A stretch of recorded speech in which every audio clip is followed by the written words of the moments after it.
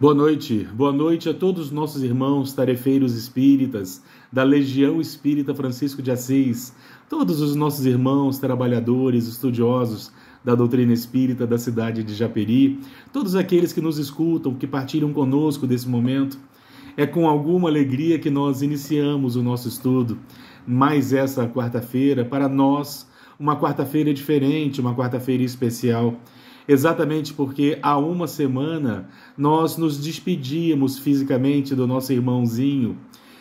Zinho era alguém muito especial. Eu lembro das primeiras vezes que eu estive na Seara Espírita, o quanto conversávamos, o quanto ele nos acolhia e o quanto ele verdadeiramente depositava seus sentimentos mais nobres nas tarefas que ele desempenhava, e tenho certeza que não apenas na nossa Seara Espírita.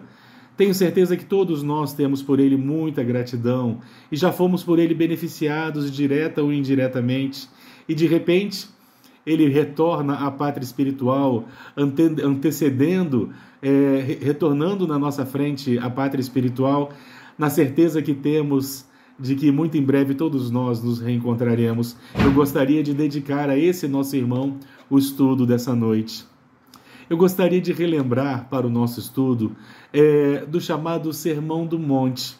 O Sermão do Monte, particularmente, ele está muito presente nos capítulos de 5 a 7 do Evangelho de Mateus, e é um momento muito especial, é fonte de muitos estudos e de muito crescimento, de muita contemplação de nossa parte, porque como nos ensina o Espírito Emmanuel, e nós gostamos de repetir sempre que podemos, se nós observarmos, se nós analisarmos, se nós estudarmos os evangelhos, os registros biográficos de Jesus, utilizando as lentes da doutrina espírita, invariavelmente nós encontraremos um roteiro que serve para todos nós, para que nós consigamos lograr a tão sonhada, tão desejada reforma íntima, proposta da doutrina espírita para todos nós, para que nós possamos adquirir saúde moral, para que nós possamos vencermos-nos, vencendo as nossas más inclinações, e ao vencermos-nos, nós possamos auxiliar para a construção de um mundo melhor.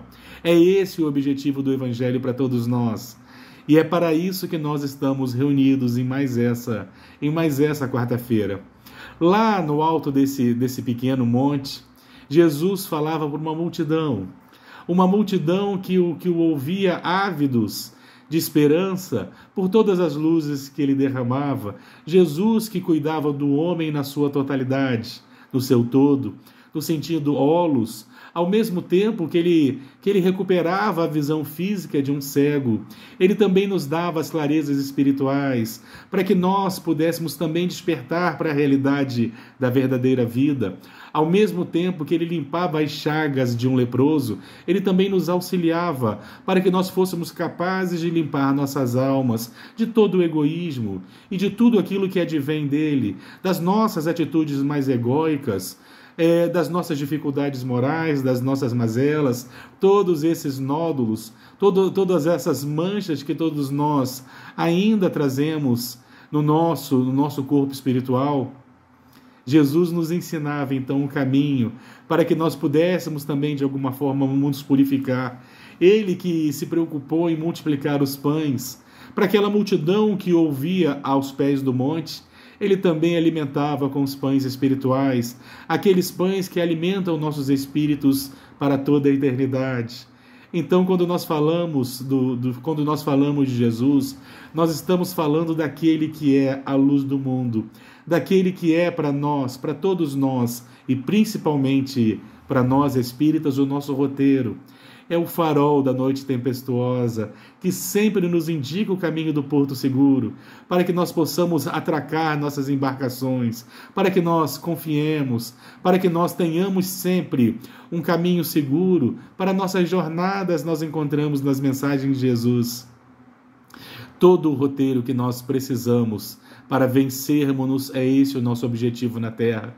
E quando nós falamos do Sermão do Monte, são centenas de lições que nós utilizamos, que nós contemplamos, que nós utilizamos nos nossos estudos, mas tem algumas passagens muito especiais que eu acho que merecem nesse dia alguma algum estudo mais aprofundado de nossa parte.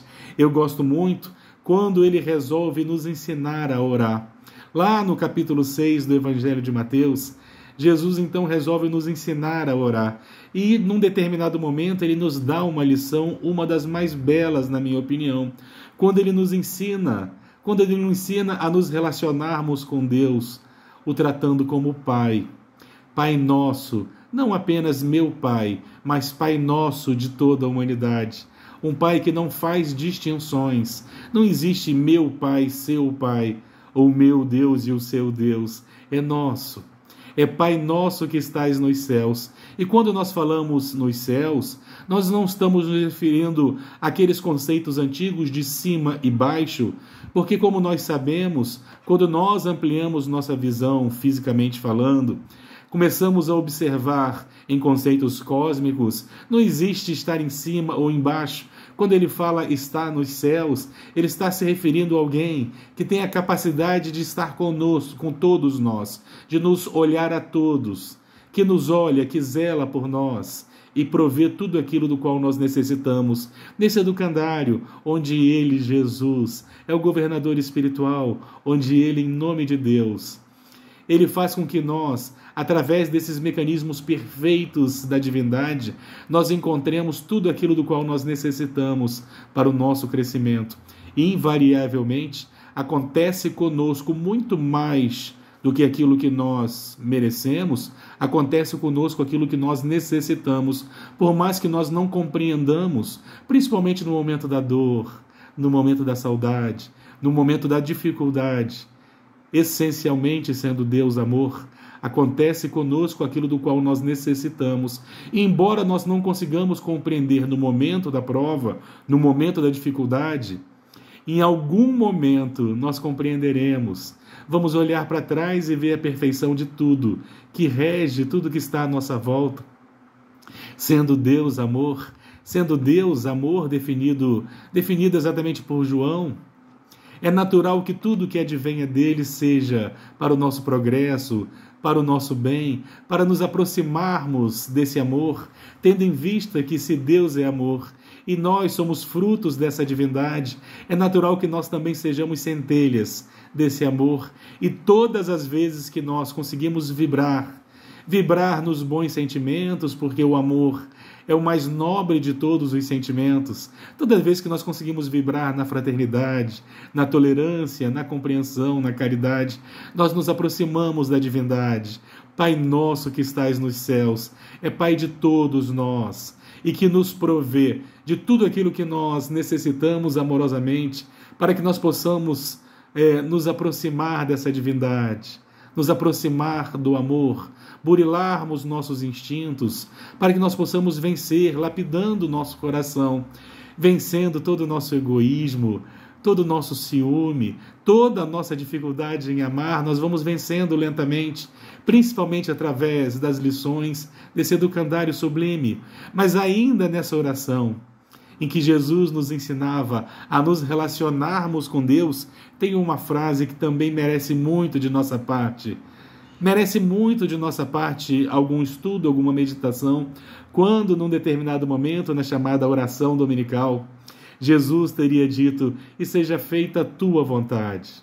Nunca, jamais a nossa, mas a tua vontade. Porque a nossa vontade se equivoca. Nós, às vezes, temos vontade de determinadas coisas que nos farão muito mais mal do que bem. Aquele que nos conhece é todo e que consegue ver aquilo que nós não vemos. Ele sabe exatamente daquilo que nós verdadeiramente necessitamos, daquilo que nos fará bem. Por isso que Jesus nos ensinava: seja feita a tua vontade, referindo-se, direcionando essa frase a Deus, que seja feita a tua vontade.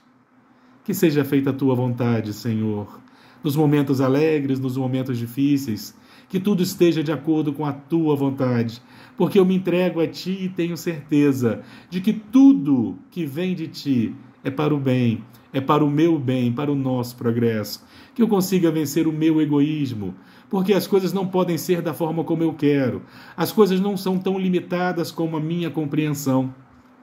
Sabedores que somos dessas verdades, nos entregamos com muita resignação. Eu lembro de uma passagem muito curiosa do livro Boa Nova, do espírito Humberto de Campos, em que Maria via a multidão. Maria via a multidão gritando por Barrabás e ela não entendia. Ela não entendia e uma dor lhe espetava o peito, uma dor lhe feria a alma, porque ela enxergava naquela multidão que gritavam por Barrabás muitos personagens que haviam sido beneficiados pelo seu próprio filho, que ele havia auxiliado, que ele havia restaurado a saúde, e de repente aqueles personagens gritavam por Barrabás, mas como assim? Imediatamente ela repetiu uma frase que ela já havia dito algumas vezes, principalmente nos momentos mais difíceis, principalmente nos momentos em que se anunciavam as provas, as dificuldades. Ela sempre dizia: sou a serva do Senhor, e seja feita em mim conforme a tua vontade. Que nós possamos de alguma forma compreender essa frase maravilhosa. Que nós possamos de alguma forma poder dizer algum dia: somos servos do Senhor, e que seja feita a tua vontade, mesmo que nós não a compreendamos nesse momento. Sabemos que é para o nosso bem, seja feita a tua vontade. O nome disso é resignação. Alimentemos a resignação em aceitarmos as coisas que nos acontecem, porque não dependem da nossa vontade. Porque se dependessem, talvez essas coisas não viessem. Entretanto, também tudo aquilo de bom que advém daquilo que nós não compreendemos também não viria. Nós particularmente não progrediríamos. Então é necessário que nós saibamos aceitar e compreender. Estejamos prontos, porque amanhã mesmo nós poderemos ser assaltados por dificuldades. Estejamos prontos para agradecer a Deus por tudo. Não à toa, o apóstolo Paulo também nos ensinava: por tudo dai graças. Resignação, meus irmãos. Sejamos resignados, porque os tempos difíceis passarão. Os tempos difíceis passarão e em algum momento nós olharemos para trás e compreendemos tudo aquilo que nós, ora, enfrentamos. Nós compreenderemos as necessidades para o nosso progresso naturalmente. Vamos nos entregar na certeza de que devemos seguir fiéis àquilo que nós acreditamos, porque o momento da prova faz com que a gente titubeie mesmo. Mas é natural que seja assim. Mantenhamos-nos firmes na certeza de que até mesmo as noites tempestuosas passam, as noites mais escuras passam, as noites mais frias passam, e vai passar. E nós enfrentaremos outras tantas. E depois que essa passar, nós observaremos o quanto nós estamos mais fortalecidos, o quanto exatamente as dificuldades nos tornam, forjados pela dificuldade, nos tornamos mais fortes, mais robustos, como diz o ditado popular. Mar calmo nunca fez bom marinheiro. Então, meus irmãos, agradeçamos os momentos difíceis, as dificuldades, na certeza de que é o melhor para todos nós. Confiantes que somos nas verdades, nas luzes que se derramam sobre nós, advinda dos nossos amigos espirituais. E por fim eu gostaria de lembrar, ainda nesse mesmo capítulo do Sermão do Monte, do Evangelho de Mateus, nós vamos lembrar Jesus recomendando para que nós não nos preocupássemos com as coisas do mundo, dizendo ele, para que nós evitássemos acumular tesouros na terra, porque na terra a traça e a ferrugem consome. Os ladrões arrombam e furtam aqueles tesouros que nós imaginávamos ser possuidores. Não podemos nos esquecer que nós não somos seres materiais, nós somos seres espirituais, tendo alguma experiência material. Nós não somos daqui. Quando nós nos preocupamos muito, demasiadamente, com as coisas do mundo, primeiro, como se nós nunca fôssemos desencarnar, e segundo, como se a verdadeira vida fosse apenas essa, nós acabamos enterrando o nosso coração em fantasias, o que nos causa diversa quantidade de dor e dúvida e dificuldade. Jesus nos recomendava para que nos preocupássemos em ajuntar tesouros no céu, onde a traça nem a ferrugem podem consumir o nosso tesouro, onde no céu os ladrões não arrombam as portas e furtam aquilo que é nosso.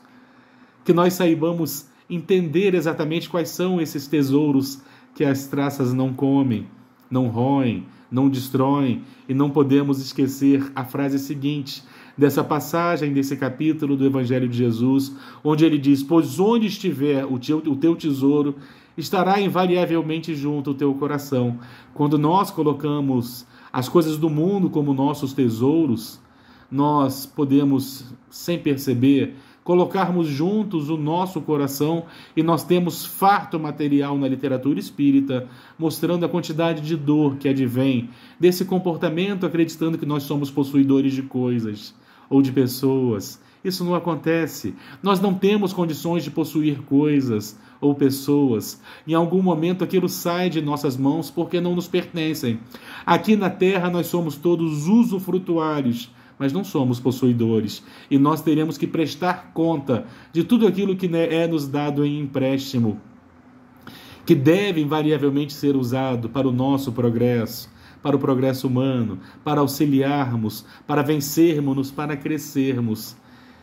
Na literatura espírita nós encontramos tantos, mas tantos depoimentos daqueles que desencarnam e se veem aprisionados por eles mesmos à terra, exatamente por se acharem ainda possuidores daquilo que eles foram obrigados a deixarem para trás. Dor, desespero, processos obsessivos, perseguições, exatamente porque não conseguem compreender essa realidade da verdadeira vida. Alguns, como o nosso irmão homenageado nessa noite, carregam consigo o mérito das boas obras, por ter trabalhado, por ter combatido o bom combate, e são recebidos pelos amigos espirituais, repletos de verdadeiros tesouros plenos, aqueles que nós temos condições de levar conosco.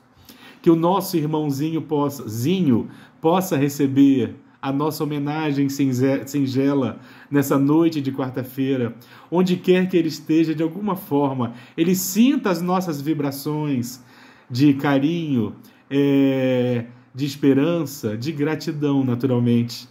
E eu gostaria de pedir a todos os nossos irmãos das nossas searas espíritas que nessa noite nós possamos endereçar nossas preces de gratidão a esse irmão que foi preparar terreno para todos nós, retornando à pátria espiritual. Espero que esteja falando bem de mim aí, exatamente para que quando eu chegue aí eu possa também ser bem recebido. Uma brincadeira, naturalmente, mas meu irmão, que toda a saudade que eu sinto em algum momento possa ser transformado em grande oportunidade de abraços e conversas, como aconteceu inúmeras vezes. Que a paz de Jesus permaneça entre nós, meus irmãos.